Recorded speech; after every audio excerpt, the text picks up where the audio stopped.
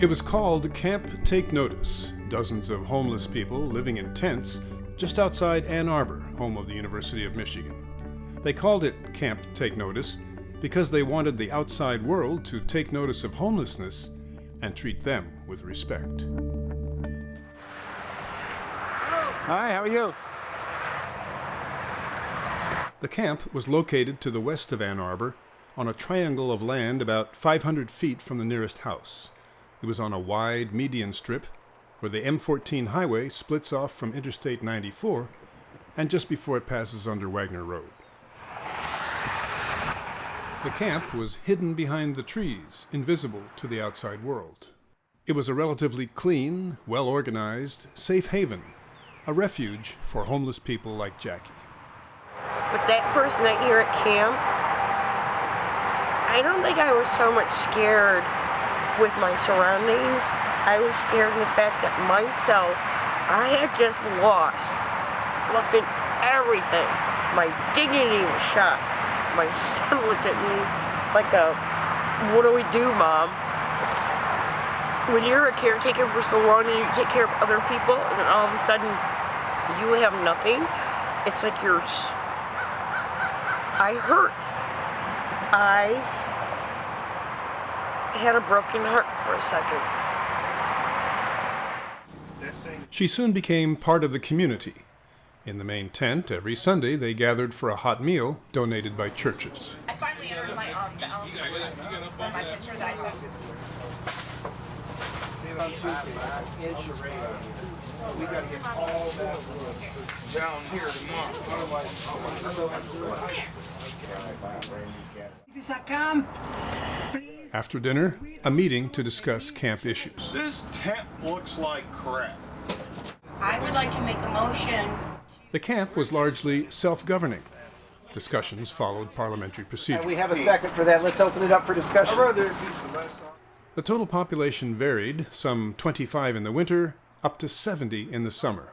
Average stay, several months. One new arrival, a deaf-mute man. We're really glad that Jason is here. And Kate is here to help us. Unlike some other camps, here there were strict rules. No alcohol, no drugs, no violence. If caught, violators were expelled, sometimes just for 2 weeks. This man had been expelled and applied to be readmitted. He asked not to be identified. He doesn't want his teenage son or employer to know he's homeless. Let me just say there was a fight. It did involve alcohol. He came across as more of the instigator of the situation. This can happen. He can fall again. But hey, how we know? All right. We don't know. Please, I say, please open the door for this guy and take our chances. Thank you, Mundo. I believe. 1, 2, 3. They voted to readmit him. I would just like to thank everybody for this opportunity. And I'd like Soon he was preparing to move back in. Funded by churches and other donors, the campers got weekly allotments, bus tokens, and propane for their tent heaters, but only if they obeyed the rules, attended meetings, and helped with chores. The camp had some of the comforts of home, but not all. No running water, so no showers. Some took the bus to Ann Arbor to shower at the homeless shelter. People ought to take care of their personal hygiene so other people don't smell them. I don't like smelling other people's funk. There were no toilets. Chores included carting off bags of human waste. The campers built their own steps and a dumpster at the entrance to the camp. The main tent was dark part of the time until the camp generator kicked in. Some campers had health problems. We have a problem here. One man fainted during a meeting. A doctor and nurse happened to be visiting. 140 over 90, so you're okay. I'm okay. Yeah. Tentative diagnosis, not enough to eat that day. The camp was founded in 2008 at another site by Caleb Poirier, a former paramedic. He says he became homeless when he was fired for absenteeism. My problem is major depression. He went to Seattle, panhandled, and wound up in a self-governing tent city. People are able to band together and meet their common problems. He applied the Seattle model to Ann Arbor. Behind a Toys R Us building in town, His group set up tents. Police evicted them. They moved to the side of a road. Police came again. In 2010, the campers moved to the Wagner Road site just outside Ann Arbor. Caleb says the public has an image of the homeless as disheveled panhandlers, but that's not true of all of them. The stories are unique from person to person.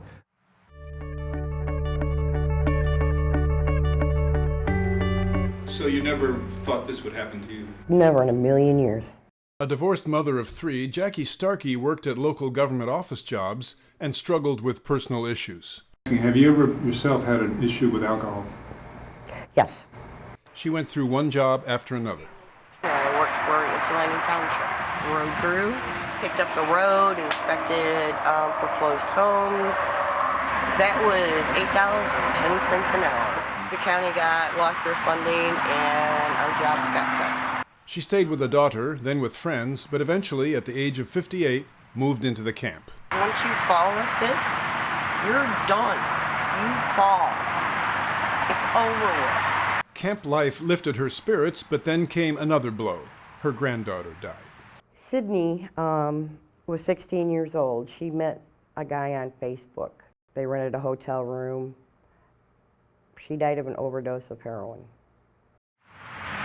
Jackie herself has health issues. She lives off food stamps worth $200 a month and finds occasional work at an auto body shop. I can wet sand cars. I can clean the shop. I usually make $10 an hour. She jokes about the large tent she shares with a man named Paul. We call it the Taj Mahal. My biggest discovery, I got tired of putting on cold clothes. I lay them underneath my sleeping bag and the cot. They're pressed, wrinkle-free, and warm. Jackie stays in touch with family and friends with a free government-subsidized cell phone. I take the bus into town, usually go to the shelter, check the mail at least once a week, or maybe grab lunch.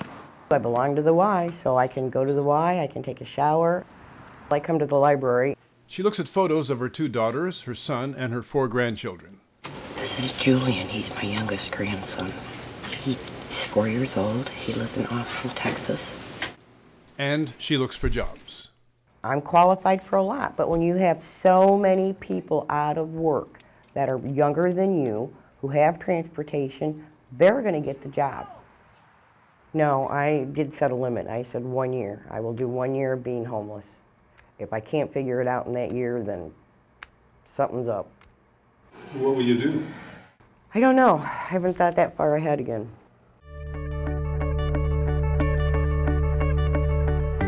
Destiny Brown lived at the camp for 5 months. She was 19. She tells of a troubled home life in Battle Creek, an absent father, an abusive mother. My grandma got me when I was 2, and I lived with her ever since. She raised me because my mom couldn't take care of me, and she gave me up. Don't let him in here. Destiny later lived with her mother, but after a quarrel, she and her boyfriend Mike ran away to Camp Take Notice. I mean, we had friends there, and I was there with Mike, so I felt safe. While at camp, she became pregnant. I looked at Mike, and I almost cried. I was so scared. She spent part of the time in town at the homeless shelter, which has medical facilities. Just before Christmas, Mike was arrested. She says he had failed to register as a sex offender. It was from his juvenile with his girlfriend, and she falsely accused him of raping her so she wouldn't get in trouble. Destiny moved back to Battle Creek, sleeping on her grandmother's couch and writing to Mike. She visits him on Wednesdays at the jail. See, I get up, I eat, I take a shower, I get dressed, I look all pretty and stuff. I get 40 minutes to talk to him over a phone and a glass window, and it just makes my day. So Destiny says she plans to look for a job. Meanwhile, she's on welfare, food stamps, and cash assistance. I get $200 in food every month. When the baby's born, I get more. I get like $400, I think. I'll probably get like $415, $425 in cash. Right now, I only get $306 a month. By the spring of 2012, she was preparing to give birth to a son and hoping Mike would be released soon. It's a lot to live with, but we get through it.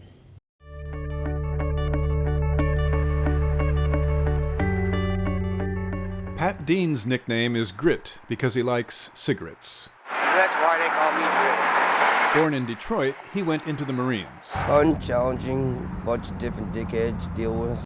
There was heavy drinking in the military. Especially on weekends, we got nothing else to do. And sometimes guys, when they come out of the military, they sometimes they'll have an alcohol problem. Mine started way before then. Just being around it, having an alcoholic for a father.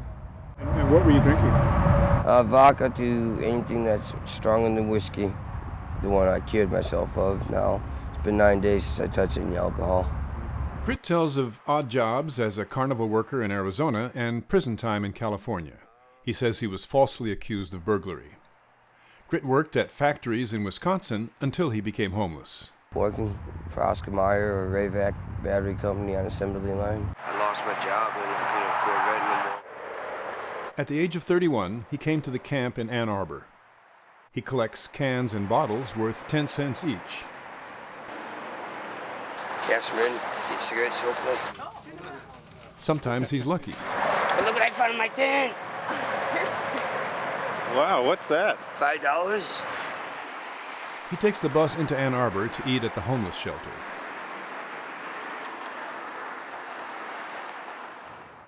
On Christmas Eve, he went to a senior center in Detroit to see his mother. He said he had collected enough bottles and cans to buy her a Christmas present, a candy bar.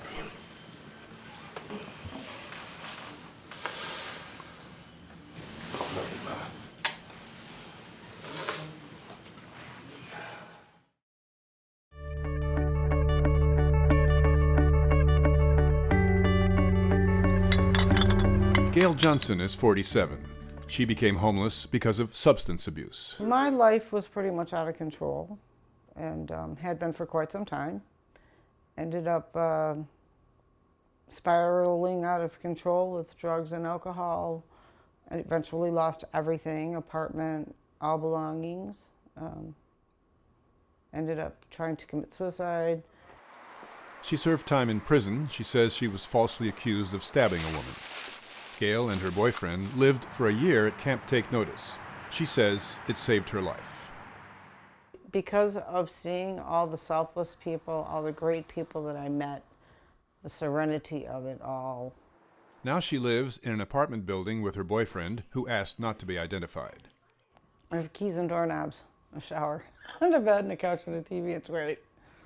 It's living, it's a home. He does construction work. She gets a government subsidy for her rent. So my rent is $735. I pay $189 plus utilities. Are you on food stamps? Yes. How much is that? $189 a month. I have disabilities, so I have I get $669 a month. Plus, I'm working part-time scrapping scrap metal. She can make up to $400 a week if she finds metal. In 1 hour, she collected cans and bottles worth $3.50. Not enough for what she wanted, a pack of cigarettes. Gail says having her own home makes all the difference now. When you get the things that you really want, that you dream for, and you finally got them, it makes you so much more appreciative of what you now have. And to never forget where you came from and what you lost.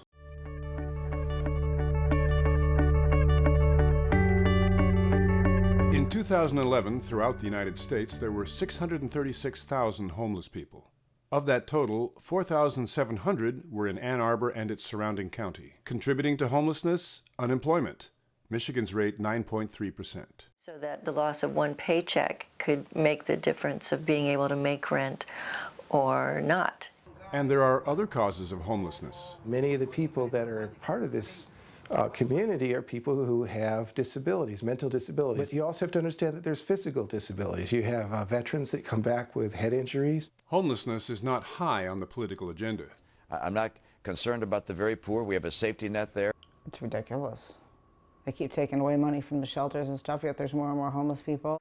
Ann Arbor's main shelter has only 75 beds. Basically, the resource never meets the need, and that frequently is a barrier to people getting what they need in order to end their homelessness.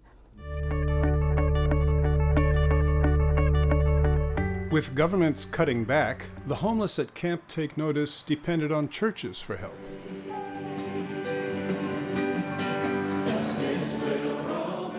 One church bought heaters for their tents. I just didn't feel like I could drive by that place throughout the winter knowing that there might be men or women down there cold, freezing to death. To them, I actually owe them my life itself, because if it hadn't been for them, I don't know what I would have done. Church members provided other supplies. Coats and scarves and hats and gloves and boots. At another church, more donations. Sleeping bag or blankets. Bus tokens. So bus tokens aren't a particularly sexy gift, but they're really, really critical to the campers' well-being.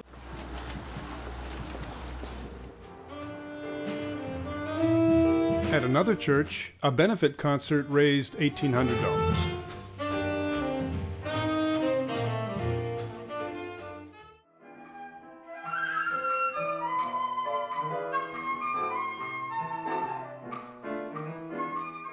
At the home of Ann Arbor lawyer and camp supporter Peggy Lynch, a Christmas party for the campers.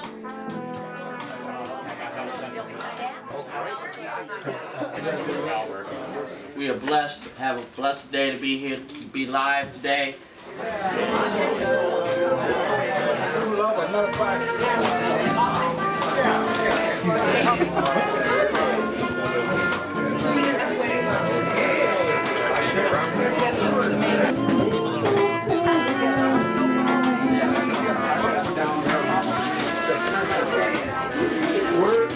Where's the other half?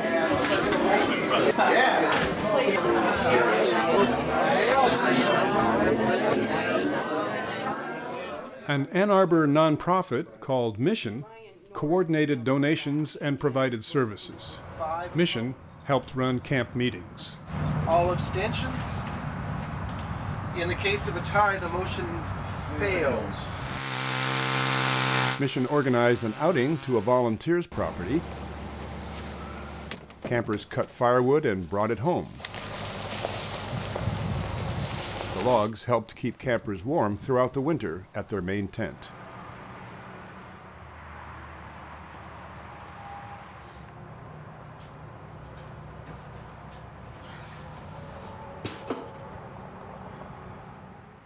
A local woman brought sandwiches every Saturday. I put a lot of peanut butter on them too because I think folks need protein. A neighbor donated a blanket. Well, I'm glad they have a place to live, so I welcome it in that sense. One man who lived across the highway from the camp collected 114 signatures on a petition to have the campers evicted. He asked not to be identified for fear of retaliation. Are any of them sex offenders? They've had stolen property. They've had an drug overdose down there. They're in our backyard. One neighbor wrote to the governor. He claimed camp rules were basically ignored. Camp supporters said rules were enforced as much as possible, but unlike Ann Arbor's shelter, the camp did not screen residents for substance abuse. We dealt with all kinds of heroin addicts, crack addicts, alcoholics. There were occasions of theft. The 3 chainsaws are now officially stolen. And allegations of violence. He physically hit her several times. Police reported no major crimes at the camp. They had friendly meetings with camp leaders. The campers were squatting on land owned by MDOT, the Michigan Department of Transportation. MDOT awarded the campers an Adopt a Highway sign for cleaning up part of I-94. But later, citing concerns over safety and sanitation, it said, "We do not want this camp on MDOT property." Meeting at a nearby bowling alley, campers were shown letters from MDOT and an angry neighbor. Oh, I'm going to say this letter is a bunch of BS. I don't think we should underestimate the risk of an eviction here. At first, some campers said they would ignore the demand that they leave. But when the state threatened arrests, they made plans to go. As they neared the end, the campers spoke of what they had achieved and would now lose when the camp closed. I came here very little money and, stumbled on a little piece of heaven. The relationships they've developed at Camp Take Notice, make them feel safe, make them feel wanted, make them feel loved. Camaraderie. If If it isn't a community, you're not going to survive. Everybody how we work together, pull together, and help each other. It was kind of like camping all the time, and I mean we had friends there, and I don't know, it was fun. Returning to people a sense of power over their environment. It's funny how they think that homeless people have no morals or values, but each and every one of us look out for the other person.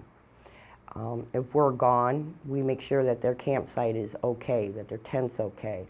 We won't let it flood or let the snow pile up.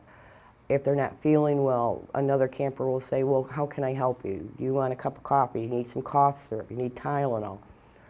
If you get hurt, cut your finger, somebody's there to, you know, here, let me get you a Band-Aid. There's just a common bond, a sense of just belonging.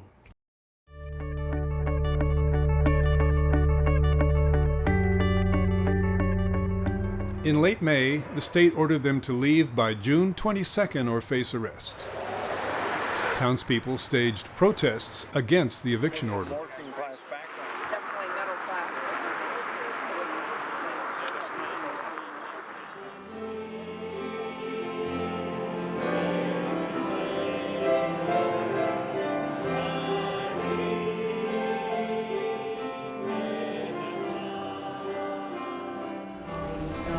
Homelessness is there, but the camp is a solution, and it has helped me and my family so much. And the people that are there, they're like my family now. I'm going to help them as much as I can, because they've helped me.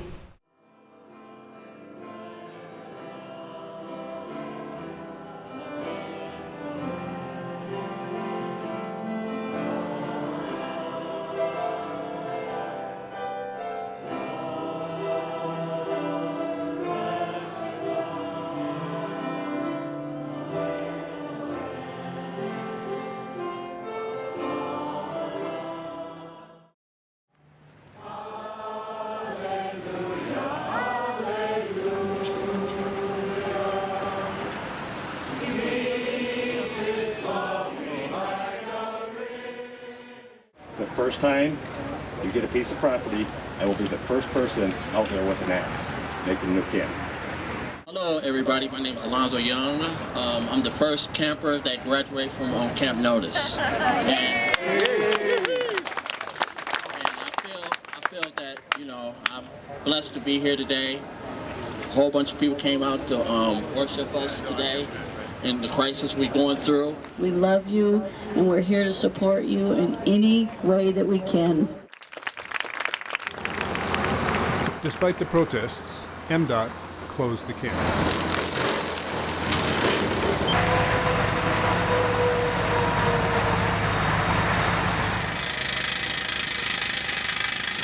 The state has started putting up this 8-foot chain link fence, and dozens of residents of this tent city have been ordered to leave.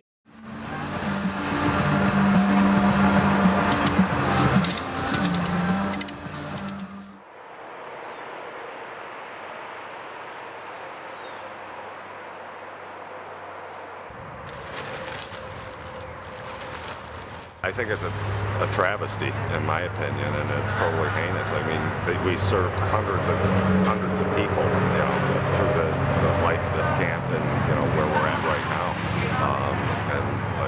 There's no rhyme or reason to kick us out of here. And then they do something like this. This ain't justice.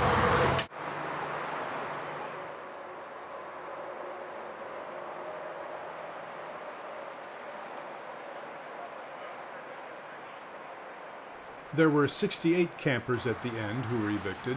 The state offered 40 of them vouchers for 1 year's subsidized rent, but 1 month after the eviction, Mission said only 17 had moved into apartments. Many of the rest were wandering the streets of Ann Arbor. Some landlords refused to honor the vouchers. I think the word is out. Don't rent to them. I got turned down. Why? Apparently my credit history, hence homelessness. Look, you get your home taken away, you get your car repoed, and I have student loans. My history, my credit history looks like garbage. But then again, I wouldn't be homeless if I could have taken care of that to begin with. Some of the former campers stayed temporarily at the homeless shelter, sleeping on mats on the floor. Others slept near railroad tracks, on church steps, or in public parks. I am staying in County Park with my sleeping bag underneath a couple of trees. I sleep with one eye open. I don't get a lot of sleep. I'm scared. When I get really tired of that and have reached my wit's end, I go to a friend's house. Couch surfing, more or less. But like everything else, everybody gets tired of helping those who are homeless. I miss camp. I want to go back. I had a home.